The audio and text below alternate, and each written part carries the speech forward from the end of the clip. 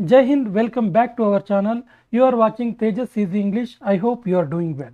ಸ್ನೇಹಿತರೆ, ಇವತ್ತಿನ ವಿಡಿಯೋದಲ್ಲಿ ಹ್ಯಾಡ್ ಎನ್ನುವಂತಹ ಹೆಲ್ಪಿಂಗ್ ವರ್ಬನ್ನು ಬಳಸಿಕೊಂಡು ಯಾವ ರೀತಿಯಾಗಿ ವಾಕ್ಯವನ್ನು ಮಾಡಬೇಕು ಅಂತ ನೋಡ್ತಾ ಹೋಗೋಣ. ಸ್ನೇಹಿತರೆ, ವಿಶೇಷವಾಗಿ ಹ್ಯಾಡ್ ಇದೆಯಲ್ಲ, ಇದು ಒಂದು ವೇಳೆ ಯಾವುದಾದ್ರೂ ವಸ್ತು ಹಿಂದೆ ನಮ್ಮ ಹತ್ರ ಇತ್ತು ಅಂತ ಹೇಳೋದಕ್ಕೆ ಈ ಹ್ಯಾಡ್ ಎನ್ನುವಂಥ ಹೆಲ್ಪಿಂಗ್ ವರ್ಬನ್ನು ಬಳಸ್ತೀವಿ. ಯಾವಾಗ ಬಳಕೆ ಮಾಡ್ತೀವಿ ಅಂದರೆ, ಯಾವುದಾದರೂ ಒಂದು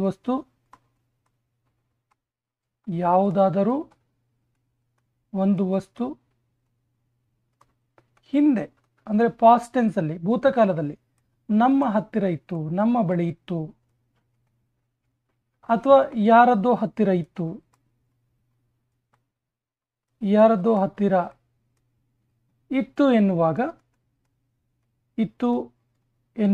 ಇತ್ತು ಅಂತೇಳಿ ಹೇಳುವಾಗ ಈ ಹ್ಯಾಡ್ ಎನ್ನುವಂಥ ಹೆಲ್ಪಿಂಗ್ ವರ್ಬನ್ನು ಬಳಸ್ತೀವಿ. ಸ್ನೇಹಿತರೆ, ಹ್ಯಾಡ್ನ ನೆಗೆಟಿವ್ ಸೆಂಟೆನ್ಸ್ ಮತ್ತು ಇಂಟರೋಗೇಟಿವ್ ಸೆಂಟೆನ್ಸಲ್ಲಿ ಮಾತ್ರ ಒಂದು ವ್ಯತ್ಯಾಸ ಆಗುತ್ತೆ. ನೋಡಿ, ಹ್ಯಾಡ್ ಅನ್ನೋದು ಸಾಮಾನ್ಯವಾಗಿ ಎಲ್ಲ ರೀತಿಯ ಸಬ್ಜೆಕ್ಟ್ನಲ್ಲಿಯೂ ಕೂಡ, ಇನ್ ಆಲ್ ಸಬ್ಜೆಕ್ಟ್ಸ್, ಎಲ್ಲ ಸಬ್ಜೆಕ್ಟಲ್ಲೂ ಕೂಡ ಹ್ಯಾಡನ್ನೇ ಬಳಸ್ತೀವಿ. ಎಲ್ಲ ಸಬ್ಜೆಕ್ಟ್ನಲ್ಲೂ ಕೂಡ ಸಿಂಗ್ಯುಲರ್ಲಿ ಇರಲಿ, ಪ್ಲೂರಲ್ ಇರಲಿ, ಸಿಂಗ್ಯುಲರ್ ಆ್ಯಂಡ್ ಪ್ಲೂರಲ್ ಎರಡೂ ವಿಧದ ಸಬ್ಜೆಕ್ಟಲ್ಲಿ ಮತ್ತು ಎಲ್ಲ ವಿಧದ ಹೆಲ್ಪಿಂಗ್ ಪ್ರೊನೌನ್ಗಳ ಮುಂದೆ ಕೂಡ, ಉದಾಹರಣೆಗೆ ಹಿ, ಶಿ, ಇಟ್, ದೇ ಇವೆಲ್ಲವುದರ ಮುಂದೆ ಕೂಡ ಹ್ಯಾಡನ್ನು ಬಳಸ್ತೀವಿ. ಬಟ್ ನೆಗೆಟಿವ್ ಸೆಂಟೆನ್ಸಲ್ಲಿ ಒಂದು ನೋಟ್ ಮಾಡ್ಕೊಳ್ಳಿ, ನೆಗೆಟಿವ್ ಸೆಂಟೆನ್ಸಲ್ಲಿ ಮಾತ್ರ ಹ್ಯಾಡ್ ಬದಲಿಗೆ ನಾವು ಏನು ಮಾಡ್ತೀವಿ ಅಂದರೆ, ಹ್ಯಾಡ್ ಬದಲಿಗೆ ಡಿಡ್ ನಾಟ್ ಹ್ಯಾವ್ ಅಂತ ಬಳಸ್ತೀವಿ. ಡಿಡಂಟ್ ಹ್ಯಾವ್ ಅಂತ ಬಳಸ್ತೀವಿ ಅಂದರೆ ಅವನ ಹತ್ರ ಏನು ಒಂದು ವಸ್ತು ಇರಲಿಲ್ಲ ಅಂತ ಹೇಳಬೇಕಾದ್ರೆ ಈ ಡಿಡಂಟ್ ಹ್ಯಾವ್ ಅನ್ನುವ ವರ್ಡನ್ನು ಹೇಳಿ ಆ ವಸ್ತು ಇರಲಿಲ್ಲ ಅಂತ ಹೇಳ್ತೀವಿ. ಇನ್ನು ಇಂಟ್ರಾಗೇಟಿವ್ ಸೆಂಟೆನ್ಸಲ್ಲಿ ಕೂಡ, ಇಂಟ್ರಾಗೇಟಿವ್ ಸೆಂಟೆನ್ಸಲ್ಲಿ ಏನಾಗುತ್ತೆ ಅಂದರೆ ಹ್ಯಾಡ್ ಬದಲಿಗೆ ಹ್ಯಾವ್ ಬಳಸ್ತೀವಿ.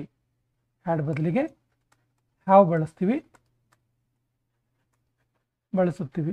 ಸ್ನೇಹಿತರೆ, ಇದು ಒಂದು ಬೇಸಿಕ್ ಇನ್ಫಾರ್ಮೇಷನ್. ಹ್ಯಾಡ್ ಅನ್ನೋದನ್ನ ಯಾವುದಾದ್ರೂ ವಸ್ತು ಹಿಂದೆ ನಮ್ಮ ಬಳಿ ಅಥವಾ ಯಾರ್ದೋ ಹತ್ರ ಇತ್ತು ಎನ್ನುವಾಗ ಹ್ಯಾಡನ್ನು ಬಳಸ್ತೀವಿ. ಹ್ಯಾಡನ್ನು ಸಾಮಾನ್ಯವಾಗಿ ಎಲ್ಲ ಸಬ್ಜೆಕ್ಟ್ಗಳ ಮುಂದೆ ಆ್ಯಸ್ ಇಟ್ ಈಸ್ ಬಳಸ್ತೀವಿ. ಬಟ್ ಆಪ್ಷನ್ಸ್ ಅನ್ನೋ ರೀತಿ ನೆಗೆಟಿವ್ ಸೆಂಟೆನ್ಸ್ ಇದ್ದಾಗ ಹ್ಯಾಡ್ ಬದಲಿಗೆ ಡಿಡಂಟ್ ಹ್ಯಾವ್ ಬಳಸ್ತೀವಿ ಮತ್ತು ಇಂಟ್ರಾಗೇಟಿವ್ ಸೆಂಟೆನ್ಸ್ ಇದ್ದಾಗ ಹ್ಯಾಡ್ ಬದಲಿಗೆ ಹ್ಯಾವ್ ಬಳಸ್ತೀವಿ. ಇಷ್ಟು ಗೊತ್ತಿದ್ರೆ ಸಾಕು. ನೇರವಾಗಿ ಸ್ನೇಹಿತರೆ ಸ್ಟ್ರಕ್ಚರಿಗೆ ಹೋಗೋಣ.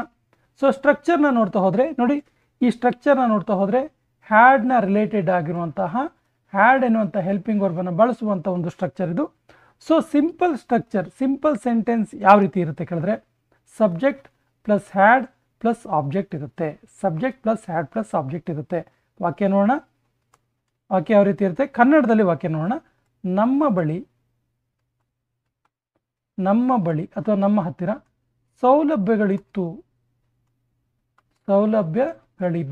ನಮ್ಮ ಹತ್ರ ಸೌಲಭ್ಯಗಳು ಇತ್ತು ಅಂತೇಳಿ. ಇನ್ನು ಅದನ್ನ ನೆಗೆಟಿವ್ ಮಾಡೋದಾದರೆ, ಇದನ್ನ ರೂಲ್ಸಿಗೆ ಆಮೇಲೆ ಬರೋಣ, ಸ್ಟ್ರಕ್ಚರಿಗೆ. ಸೊ ನಮ್ಮ ಬಳಿ ಸೌಲಭ್ಯಗಳಿದ್ದವು ಅಂತ ಹೇಳೋದಕ್ಕೆ ನೆಗೆಟಿವ್ ಹೆಂಗೆ ಮಾಡೋದು ಕನ್ನಡದಲ್ಲಿ? ನಮ್ಮ ಹತ್ತಿರ ಸೌಲಭ್ಯಗಳು ಇರಲಿಲ್ಲ. ಹಾಗಾದ್ರಿಂದ ಇಂಟ್ರಾಗೇಟಿವ್ ಮಾಡೋದು ಹೇಗೆ? ನಮ್ಮ ಬಳಿ ಸೌಲಭ್ಯಗಳು ಇತ್ತಾ? Yes or no type question ನೋಡಿದ್ದು. ನಮ್ಮ ಹತ್ತಿರ ಸೌಲಭ್ಯಗಳು ಇತ್ತ ಅಂತ ಕೇಳ್ತೀವಿ ಅಲ್ವಾ? ಇದು ಇಂಟರಾಗೇಟಿವ್ ಆಗುತ್ತೆ. ಇನ್ನು ಇಂಟರಾಗೇಟಿವ್ ನೆಗೆಟಿವ್ ಮಾಡೋದಾದ್ರೆ, ನಮ್ಮ ಹತ್ತಿರ ಸೌಲಭ್ಯಗಳು ಇರಲಿಲ್ವಾ? ನಮ್ಮ ಹತ್ರ ಸೌಲಭ್ಯಗಳು ಇರಲಿಲ್ವಾ ಅಂತ ಕೇಳೋದು ಇಂಟ್ರಾಗೇಟಿವ್ ನೆಗೆಟಿವ್ ಆಗುತ್ತೆ. ಸೊ WH ಕ್ವಶನ್ ನೋಡೋದಾದ್ರೆ, ನಮ್ಮ ಬಳಿ ಏಕೆ ಸೌಲಭ್ಯಗಳಿತ್ತು?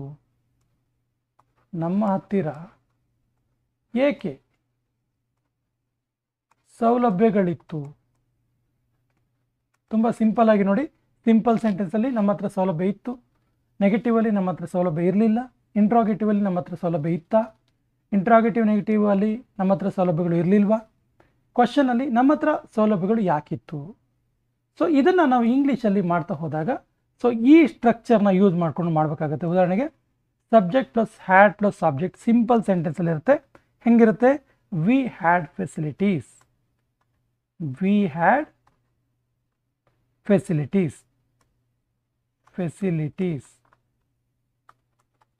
ವಿ ಹ್ಯಾಡ್ ಫೆಸಿಲಿಟೀಸ್, ನಮ್ಮ ಬಳಿ ಸೌಲಭ್ಯಗಳಿದ್ದವು. V had facilities. ನಮ್ಮ ಹತ್ತಿರ ಸೌಲಭ್ಯಗಳು ಇರಲಿಲ್ಲ. We didn't have facilities. We did not have facilities.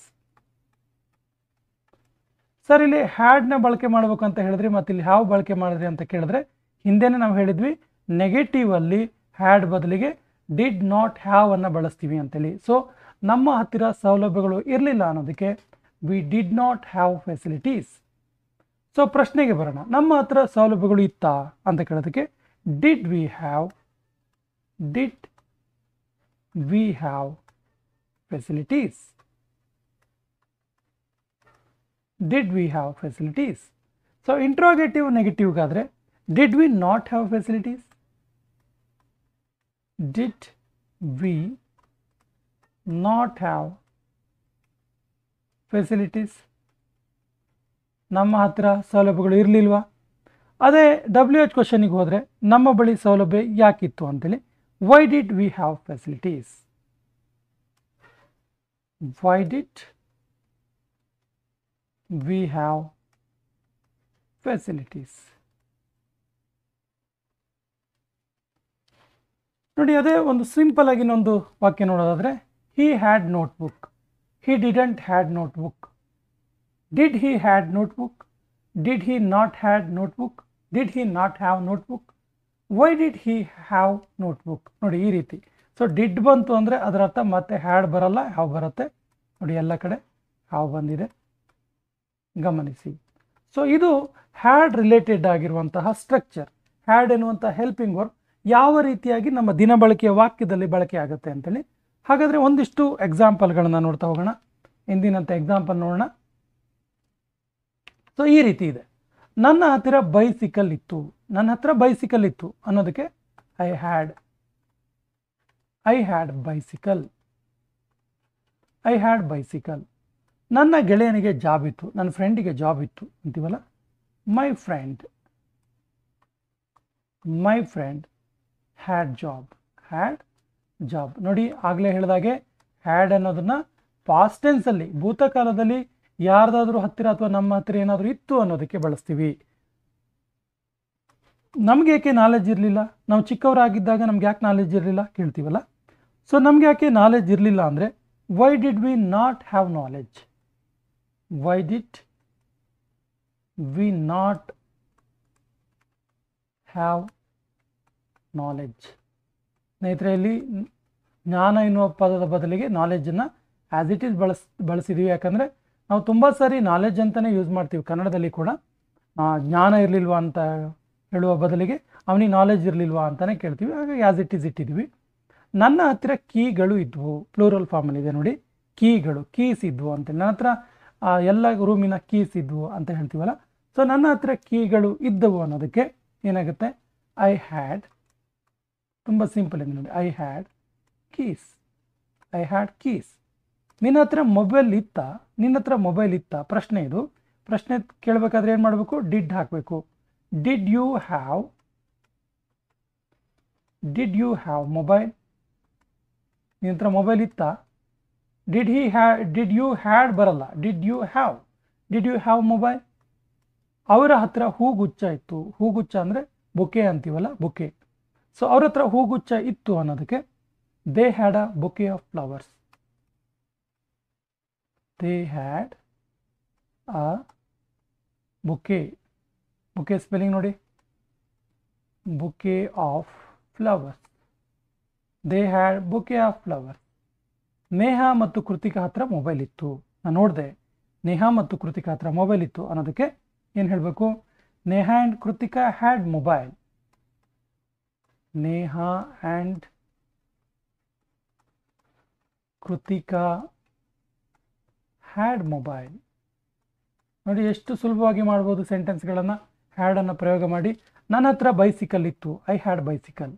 ನನ್ನ ಗೆಳೆಯನಿಗೆ ಜಾಬ್ ಇತ್ತು, ಮೈ ಫ್ರೆಂಡ್ ಹ್ಯಾಡ್ ಜಾಬ್. ನಮ್ಗೆ ಯಾಕೆ ನಾಲೆಜ್ ಇರಲಿಲ್ಲ?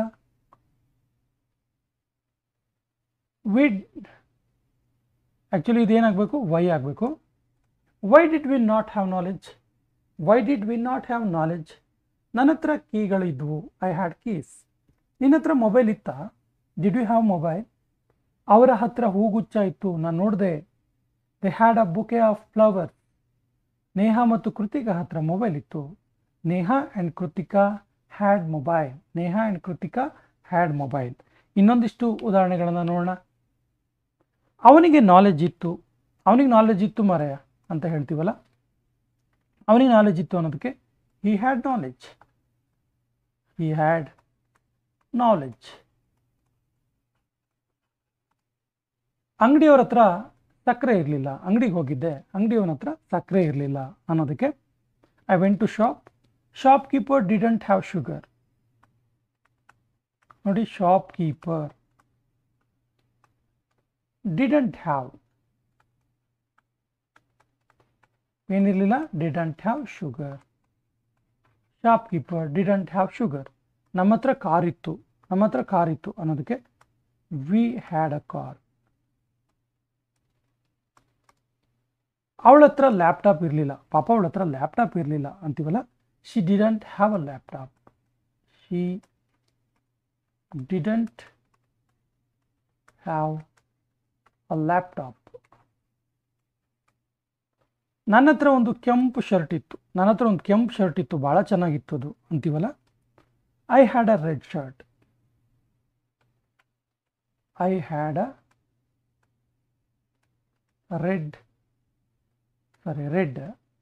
Red shirt. It was very beautiful ಹೇಳ್ತೀವಲ್ಲ, I had a red shirt. ಅವಳ ಹತ್ರ ಬ್ಯಾಲೆನ್ಸ್ ಇರಲಿಲ್ಲ. ಪಾಪ ಅವಳ ಹತ್ರ ಬ್ಯಾಲೆನ್ಸೇ ಇರಲಿಲ್ಲ. She had no balance. She had no balance. She had no balance in her account. ಈ ರೀತಿ ಹೇಳ್ಬೋದು. ಜನರ ಹತ್ರ ಹಣ ಇರಲಿಲ್ಲ. ಪೀಪಲ್ ಡಿಡಂಟ್ ಅಥವಾ did not have money. People didn't have money. ಅವರ ನಡುವೆ ಗಟ್ಟಿಯಾದ ಗೆಳೆತನ ಇತ್ತ. ಸ್ಟ್ರಾಂಗ್ ರಿಲೇಷನ್ಶಿಪ್ ಹೇಳ್ತೀವಲ್ಲ, ಸ್ಟ್ರಾಂಗ್ ಫ್ರೆಂಡ್ಶಿಪ್, ಆ ರೀತಿ. Did they have a close friendship. Did they have a close friendship. ನೋಡಿ ಸ್ನೇಹಿತರೆ, ಎಷ್ಟು ಸುಲಭವಾಗಿ ಹ್ಯಾಡನ್ನು ಬಳಸ್ಕೊಂಡು, ಹ್ಯಾಡ್ ಎನ್ನುವಂಥ ಹೆಲ್ಪಿಂಗ್ ವರ್ಬನ್ನು ಬಳಸ್ಕೊಂಡು ಸೆಂಟೆನ್ಸ್ ಮಾಡ್ಬೋದು ಅಂತ. ಅವನಿಗೆ ನಾಲೆಜ್ ಇತ್ತು, ಹಿ ಹ್ಯಾಡ್ ನಾಲೆಜ್. ಅಂಗಡಿಯವ್ರ ಹತ್ರ ಸಕ್ಕರೆ ಇರಲಿಲ್ಲ, shop keeper didn't have sugar. ನಮ್ಮ ಹತ್ರ ಕಾರ್ ಇತ್ತು, ವಿ ಹ್ಯಾಡ್ ಅ ಕಾರ್. ಅವಳ ಹತ್ರ ಲ್ಯಾಪ್ಟಾಪ್ ಇರಲಿಲ್ಲ, she didn't have a laptop. She didn't have a laptop. ನನ್ನ ಹತ್ರ ಒಂದು ಕೆಂಪು ಶರ್ಟ್ ಇತ್ತು, I had a red shirt. ಅವಳ ಹತ್ರ ಬ್ಯಾಲೆನ್ಸ್ ಇರಲಿಲ್ಲ, ಶಿ ಹ್ಯಾಡ್ ನೋ ಬ್ಯಾಲೆನ್ಸ್. ಜನರ ಹತ್ರ ಹಣ ಇರಲಿಲ್ಲ, ಪೀಪಲ್ ಡಿಡಂಟ್ ಹ್ಯಾವ್ ಮನಿ. ಅವರ ನಡುವೆ ಗಟ್ಟಿಯಾದ ಗೆಳೆತನ ಇತ್ತ, did they have a close friendship ಅಥವಾ ಸ್ಟ್ರಾಂಗ್ ಫ್ರೆಂಡ್ಶಿಪ್. ಸ್ನೇಹಿತರೆ, ಇವತ್ತಿನ ಸೆಷನ್ನ ಕೊನೆಯ ಹಂತಕ್ಕೆ ಬಂದಿದ್ದೀವಿ. ಈ ಸೆಷನ್ನ ಕೊನೆಯ ವರ್ಕ್ಶೀಟನ್ನು ಕೊಡ್ತಾ ಇದ್ದೀವಿ ಪ್ರತಿದಿನದಂತೆ. ಸೊ ಈ ವಾಕ್ಯಗಳಿಗೆ ಸರಿಯಾದ ಇಂಗ್ಲೀಷ್ ವಾಕ್ಯವನ್ನು ಕಮೆಂಟ್ ಬಾಕ್ಸಲ್ಲಿ ಕಮೆಂಟ್ ಮಾಡಬೇಕಾಗತ್ತೆ. ವಾಕ್ಯವನ್ನು ನೋಡ್ತಾ ಹೋಗೋಣ. ಅವರು ಒಂದು ಸುಂದರ ಕೈತೋಟ ಹೊಂದಿದರು. ಒಂದು ಬ್ಯೂಟಿಫುಲ್ ಗಾರ್ಡನ್ ಇತ್ತು ಅವ್ರ ಹತ್ರ ಅಂತ ಹೇಳೋದು. ಸುಮಂತನಲ್ಲಿ ಅಡುಗೆಯ ಅನುಭವ ಇರಲಿಲ್ಲ. ನನ್ನ ಅಜ್ಜನ ಹತ್ರ ಕಾರಿತ್ತು. ನಮ್ಮ ಹತ್ರ ಮನಸ್ಸು ಮುಟ್ಟುವ ಕತೆ ಇತ್ತು. ನಿನ್ನ ಹತ್ರ ಅವನ ಮೊಬೈಲ್ ನಂಬರ್ ಇತ್ತಾ? ಈ ರೀತಿ ದಿನನಿತ್ಯ ಸಾಮಾನ್ಯವಾಗಿ ಬಳಸುವಂತಹ ಹ್ಯಾಡನ್ನು ಉಪಯೋಗಿಸಿಕೊಂಡು ಬಳಸುವಂತಹ ವಾಕ್ಯಗಳನ್ನು ಸರಿಯಾದ ಇಂಗ್ಲೀಷ್ ಸೆಂಟೆನ್ಸನ್ನು ಮಾತನಾಡಿ ಮತ್ತು ಸರಿಯಾದ ಇಂಗ್ಲೀಷ್ ವಾಕ್ಯವನ್ನು ಕಮೆಂಟ್ ಬಾಕ್ಸಲ್ಲಿ ಕಮೆಂಟ್ ಮಾಡಿ. ಸ್ನೇಹಿತರೆ, 60 ಡೇಸ್ ಸ್ಪೋಕನ್ ಇಂಗ್ಲೀಷ್ ಕೋರ್ಸ್ನ 7ನೇ ದಿನ ಇದು. ಹಿಂದಿನ ವಿಡಿಯೋಗಳನ್ನು ಕೂಡ ನೋಡಿ. ಕಂಟೆಂಟ್ ಇಷ್ಟ ಆದರೆ ಒಂದು ಲೈಕ್ ಮಾಡಿ, ನಿಮ್ಮ ಸ್ನೇಹಿತರಿಗೆ ಕೂಡ ಶೇರ್ ಮಾಡಿ ಮತ್ತು ನಮ್ಮ ಚಾನಲ್ ಫಸ್ಟ್ ಟೈಮ್ ನೋಡ್ತಾ ಇದ್ದರೆ ಸಬ್ಸ್ಕ್ರೈಬ್ ಮಾಡೋಕ್ಕೆ ಮರಿಬೇಡಿ ಅಂತ ಹೇಳ್ತಾ ಇವತ್ತಿನ ಸೆಷನ್ ಕಂಪ್ಲೀಟ್ ಮಾಡ್ತಾ ಇದ್ದೀವಿ. ಜೈ ಹಿಂದ್.